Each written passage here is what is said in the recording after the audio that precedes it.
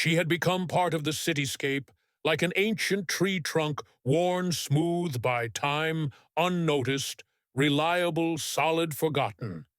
She lay on that broken sidewalk day after day, through summer sun and winter cold, through spring rains and autumn winds, her thin frame a testament to all the nights she had spent awake, listening to whispers in alleyways, to footsteps echoing past her blanket, to engines roaring by without mercy. She memorized the patterns of people she recognized by their gait, by what they carried, by the tension in their shoulders, and she held on to that knowledge because it was something, and she had so little else. Her blanket had lost its color long ago, its patches a collage of prayers stitched in secret by hands that still believed softness could heal where the world had hardened her. Every night she curled into it tight, like a spiral shell, trying to protect something fragile inside herself, a memory of who she had been and who she might still become. She remembered better days. She remembered laughter in kitchens full of steam and music. She remembered arms that held her, not because they had to, but because they wanted to. She remembered driving down country roads, singing loudly because it felt like freedom. She remembered a desk strewn with papers and pens and ideas, forming pages. She remembered the smell of fresh coffee and the crisp written promise of new beginnings. But those memories were treacherous because they made her feel both grateful and broken, because they whispered of what had slipped through her fingers while she slept, and she wondered if she had been asleep, or if life had just been patient, waiting for her to fade. And then there were nights when dreams came again, when she imagined herself stepping out of her torn coat, stepping onto a stage, stepping into a classroom, stepping into a life she recognized and embraced. Those nights held treasure, but morning always stole them back, like a thief slipping through the dark. She had slowed her walk when she saw a baby carriage. Once she had stopped her own car at an intersection when she saw someone sitting too long on a curb. She had paused for birds caught in nets and for old men waiting in the sun for laughter. She had faith in small kindnesses once, but now she carried only ghost memories of them. She had tried to speak once when someone dropped a coin into her cup. She had whispered, "Thank you," like it was a spell. But the coin had meant more to the giver than to her, and they had rushed away embarrassed, leaving her with silence heavier than before. But today was different. Today the sky still felt heavy with clouds, and the wind still carried the promise of rain. But there was a presence at her side, and she knew before she looked that it was not pity. She looked up as the black car moved aside, and he knelt before her, his eyes at the same level as hers, and she could see that they had Carrie's lines of pain, lines of healing, and that they reflected back her own sorrow, but also something beyond it, something like purpose. He introduced himself softly, not declaring titles or wealth, but sharing a memory. He invited her into a story she recognized and feared, because it was hers too. He spoke of nights spent with a newborn child, wondering if dawn would ever come. He spoke of bills that stacked like walls. He spoke of friends who disappeared like mist. He spoke of losing everything, but not losing himself, because someone had offered him respect. Someone had offered him belief. He told her that what he carried now was not a burden, but a responsibility not just to himself, but to people like her, people who had pauses in their stories, not endings, people with chapters unwritten, people with soot on their wings, but still wings hidden under ash. He gave her the card, but he gave her more than that. He gave her a seed. He planted belief inside her. He said, "I will meet you tomorrow here at 9. Bring yourself. Bring whatever hope you have left. Even if it is small, I will meet you, because meeting you matters." And then he closed the moment as gently as he had opened it. He lifted his child to his shoulder. He rocked him softly with his fingers, and he said, "Sometimes the world forgets to see things that hurt and things that dream. And sometimes all it takes is one voice saying, 'Not yet, not forgotten, and not alone.'" And then he left like any ordinary person walking away from her. But she felt the ground shift beneath her, because she remembered how to hope again. She felt belief unthaw inside her, like spring returning to frozen earth. She spent the night rehearsing what she would say, what she would wear. She did not own much, but she folded her blanket clean. She brushed the dirt from her hair, though the mirror in the public restroom cracked. Her reflection looked more alive than she had felt in months. She rehearsed her name in her mind like a song, like a declaration. At dawn, she stepped out into the streets, the air crisp like promise. She felt vulnerable, but also determined, her heart racing in a new way. Not from fear, but from quiet excitement, she carried the card in her pocket, pressed against her chest. She walked past people who did not see her, but today that did not matter because she had seen herself again. At 9, she reached the address, a building smooth and tall and clean, and she paused before the glass doors, took a deep breath, and walked inside the future, greeting her like a friend she did not know yet, but recognized. What followed was not magic overnight, but anchored steps, small choices, renewed connections. She learned again how to trust, how to speak without fear, how to ask without shame. She shared her story, public speaking classes, meditation, healing groups. She found ways to pour herself into others as others had poured into her. Months passed.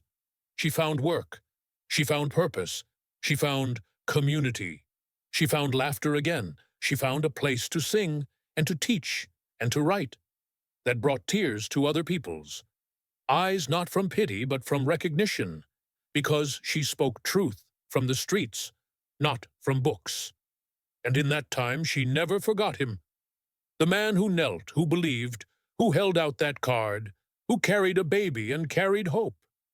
She wondered about him sometimes, hoping he had found other people to help, hoping his kindness spread like ripples in a pond.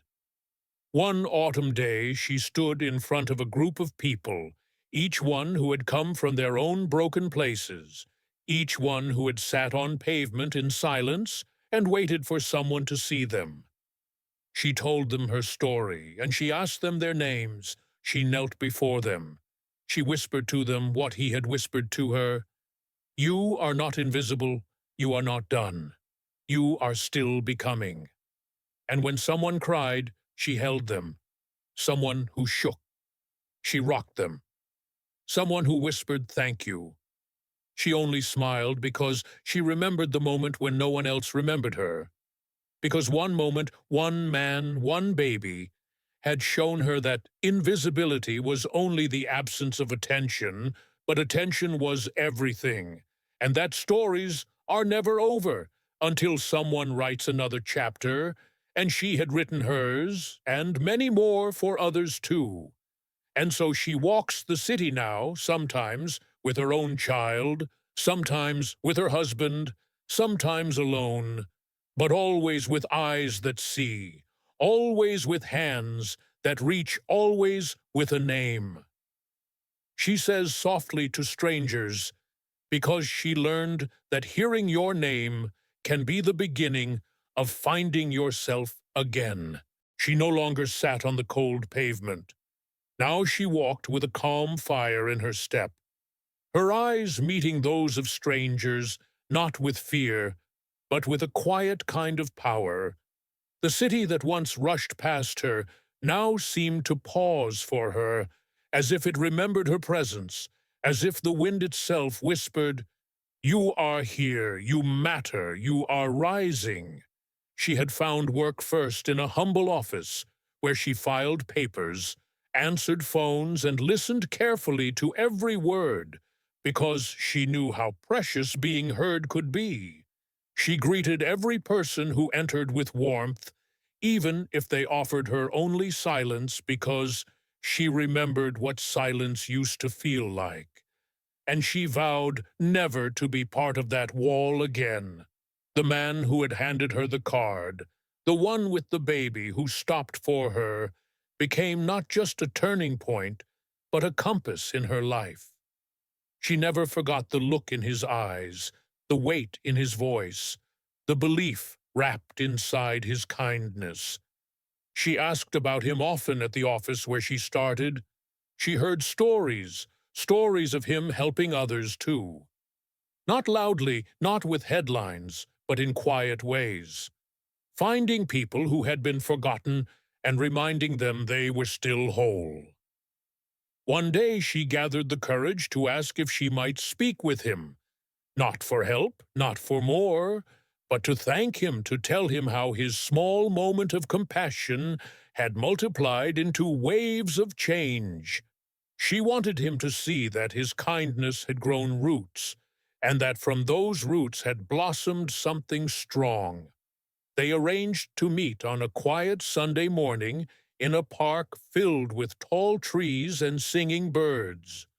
She sat on a bench, clutching a letter she had written by hand, pages filled with everything she wanted to say, everything she had felt and fought and feared, and overcome. The letter told of her first paycheck, of the first apartment she rented, of the first friend she made again, of the first night she slept without shivering from loneliness. He arrived with the baby, now a toddler, walking with wobbly feet, who laughed with every step and reached up to grab his father's fingers. She stood when she saw them, and he smiled, and it was the same smile that had found her that day on the street. They sat, and she gave him the letter, and he read it there beneath the trees in the sun, while his child played with leaves. And when he finished, he said nothing at first, but there were tears in his eyes, and that silence between them was full. Not empty, full of meaning, full of truth, full of connection. He told her he always believed kindness is not a solution. It is a beginning. He said he had met many people, many who needed help, many who asked, many who vanished, and a few who rose. And he told her that among all those people, her story was the one he carried in his heart, because she had not only stood up, she had lifted others with her. She told him she had started a small group, a circle of women who had been on the edge, who had slept in shelters on benches in fear, and they met every week to share, to heal. To create, they painted, they wrote, they sang, they cooked, they planned, and together they built something sacred. She asked if he would come one day, not as a hero, not as a savior, but just as a witness, and he agreed. He brought toys for their children and food for their table, but most importantly, he brought presents. He sat and listened, and when it was time to speak, he simply said, "What you build when you rise becomes the ladder for someone else." And she knew then that her purpose was never only to recover her life, but to become the bridge for others who needed a path across their pain. She began giving talks at shelters, at youth centers. She spoke not from a stage, but from the floor, eye to eye. She said, "I was you, and one day you will be me. If you believe that this is not your end." People began writing to her, people began showing up, people who had seen her story, heard her voice, felt her fire, and she welcomed them, not with solutions, but with space and safety. She taught them that their scars were not shame, but symbols that they had survived. Time moved on the city, changed seasons turned, but she remained constant a light in the places that darkness had claimed. She never forgot her bench, never forgot the sidewalk, never forgot the girl she had been. And each year, on the anniversary of the day the millionaire with the baby had stopped and spoken to her, she returned to that same corner and sat for an hour with a warm drink and a soft blanket. Not because she needed it, but because someone else might. And she waited. She watched.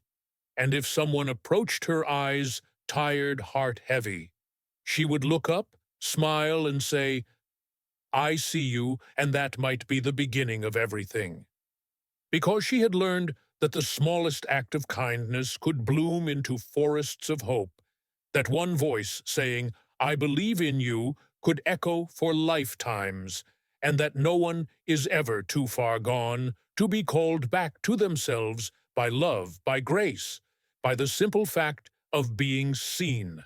And so her story continued, not in headlines, not in riches, but in the soft, quiet revolutions of human hearts, healing one breath at a time, one person at a time, one seed of kindness, becoming 1,000 more without end, without limit, without punctuation, only with love and light that refused to fade.